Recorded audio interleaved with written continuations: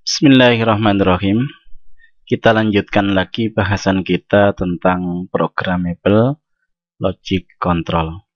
Kemarin kita sudah membahas tentang tombol start dan tombol stop. Ladder diagramnya seperti ini. Nah, sekarang kita akan lanjutkan lagi dengan ladder diagram yang lain. Kali ini kita akan membahas tentang timer yang ada di dalam PLC. Lambang-lambang di sini saya mengacu kepada yaitu Syswin, program Syswin, lambangnya seperti ini untuk PLC Omron. Sedangkan untuk PLC Toshiba lain lagi lambangnya, tapi tidak jauh dari ini. Ini di sini tertulis timer 1, timer 001. Di dalam sini terdapat banyak sekali timer 2, timer 3, timer 4, seperti itu. Nah, di sini tanda pagar ini menunjukkan angka. Kalau tidak ada pagarnya, maka ini berarti alamat. Nah, perlu kita kasih pagar seperti ini supaya apa? Supaya ini dianggap angka. Angka di sini dalam milidetik berarti 20 milidetik. Kalau nomor timer yang lain bukan dalam milidetik, ada yang dalam mikrodetik, ada yang lainnya. Ya. Di sini kita lihat, kita pasang 01, di sini masukkan 01 di sini. Kita hubungkan dengan saklar yang menggerakkan timer. Sedangkan timer ini ketika on, maka dia menggerakkan sini. Ini keluarannya di 1000. Nah, 1000 ini kita kasih lampu. Kalau ini kita on kan, program ini kita download ke PLC, maka kalau kita run PLC-nya, nah kalau kita tutup saklar ini, maka dia akan menghitung sampai 20 tadi habis baru nyala. Kalau ini kita buka, kembali mati lagi, ini direset lagi seakan-akan. Nah, kalau kita on kan dia menghitung mulai 20 turun sampai 0 baru nyala. Tergantung dari berapa angka yang kita isikan di sini. Oke. Inilah timer. Oke. Kita lanjutkan lagi. Gimana seandainya saya ingin membuat lampu ini berkedip-kedip terus? Tentu kita butuh 2 timer. Contohnya seperti ini. Timer pertama ketika saklar di-on-kan, maka timer pertama akan on.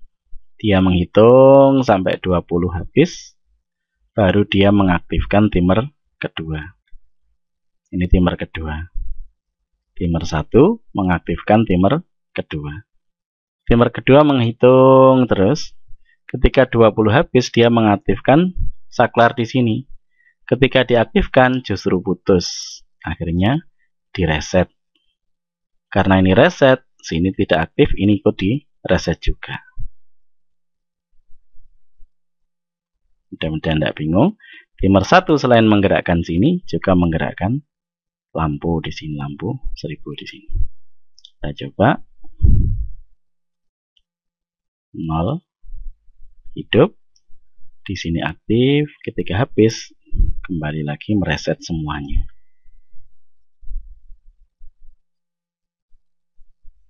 Nah, seperti ini, proses seperti ini banyak sekali ditemukan di perusahaan. Bukan sekedar 2 timer, tapi beberapa timer yang bekerja secara sekuensial. Jadi timer 1 menggerakkan timer 2, timer 2 menggerakkan timer 3, timer 3 menggerakkan timer 4, dan selanjutnya. Oke, kita lanjutkan lagi bahasan kita, kalau sudah bisa dipahami.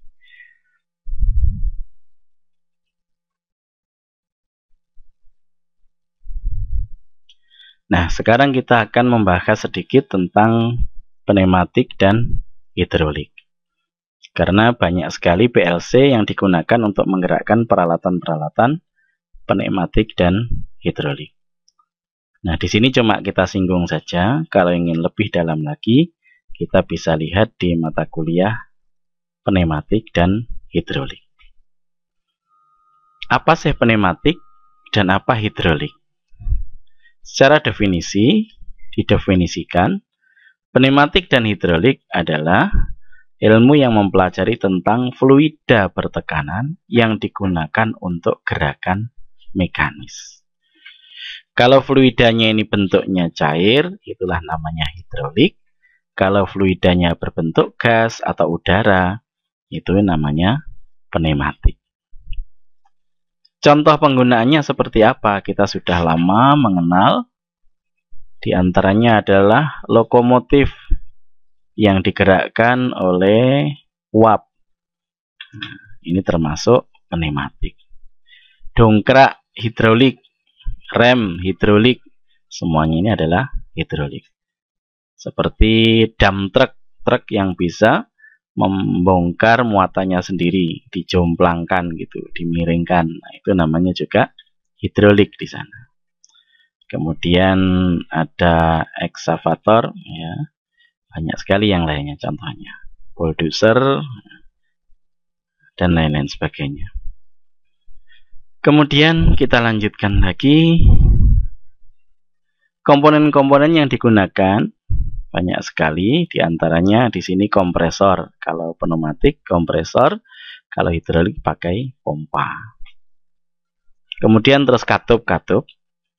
Di sini kebetulan ada katup yang digerakkan dengan solenoid. Solenoid ini adalah kumparan magnet. Jadi apabila dikasih listrik, dia katupnya akan bergeser ke salah satu arah.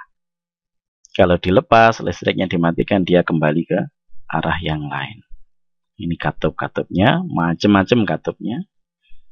Kemudian yang ketiga ini adalah silinder atau aktuator.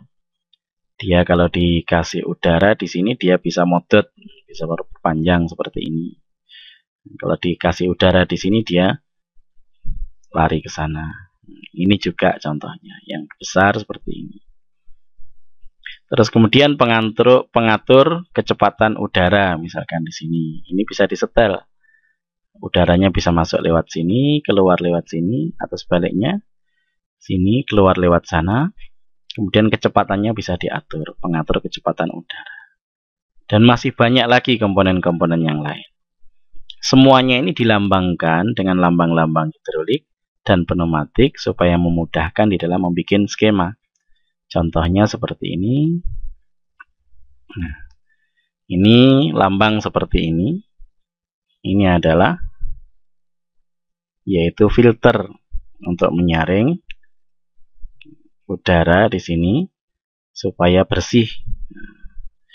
Kemudian di sini ada pembuangannya secara manual.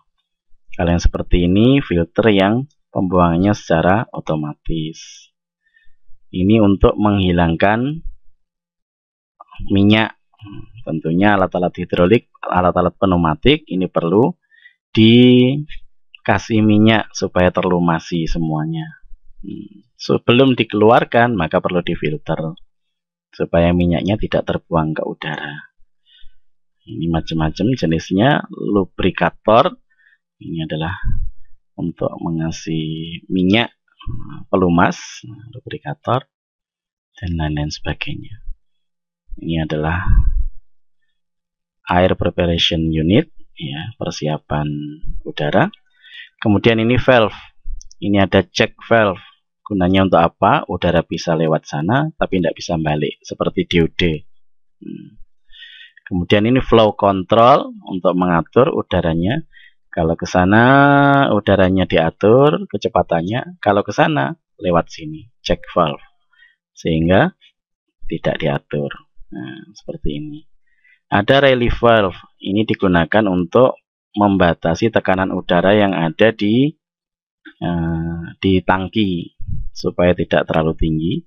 Kalau tinggi dia akan kembali dibuang lagi.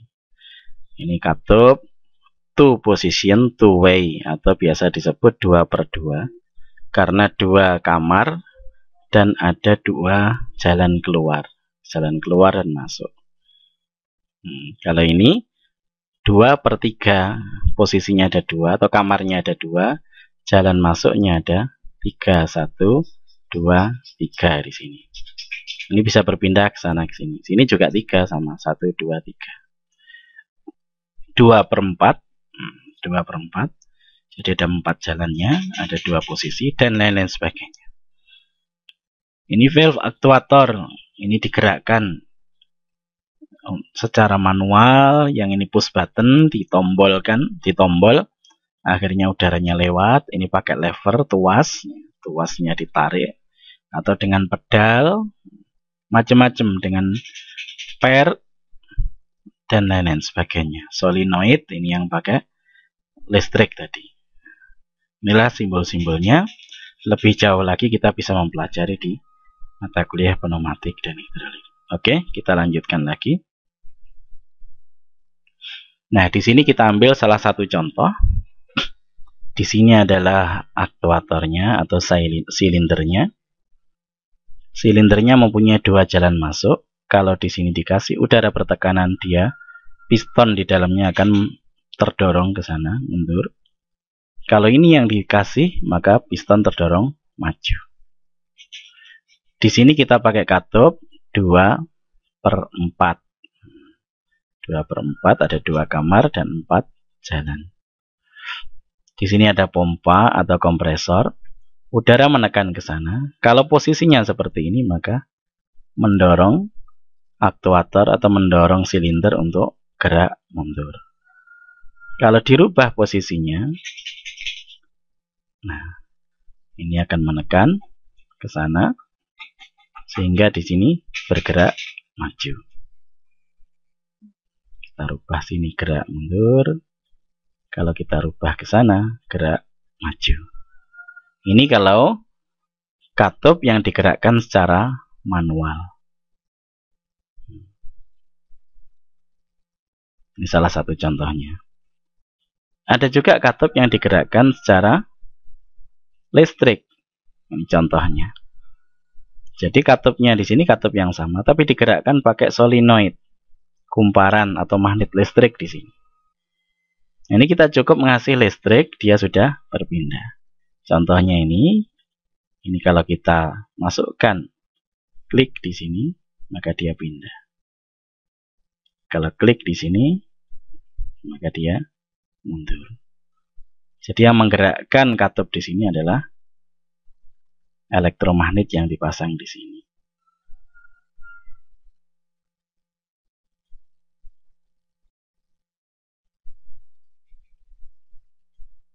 Ya, dan seterusnya. Tapi ini masih manual. Kita bisa juga memasang ini ke PLC nantinya. Nah, maka ini akan dikendalikan oleh PLC. Contohnya seperti ini. Ini digerakkan oleh PLC. Jadi PLC-nya diprogram, pakai timer misalkan. Ini bisa maju mundur, terserah kita. Kalau membuat main-main seperti ini, gimana programnya? Kita masukkan program kita yang tadi. Nah, kita lihat.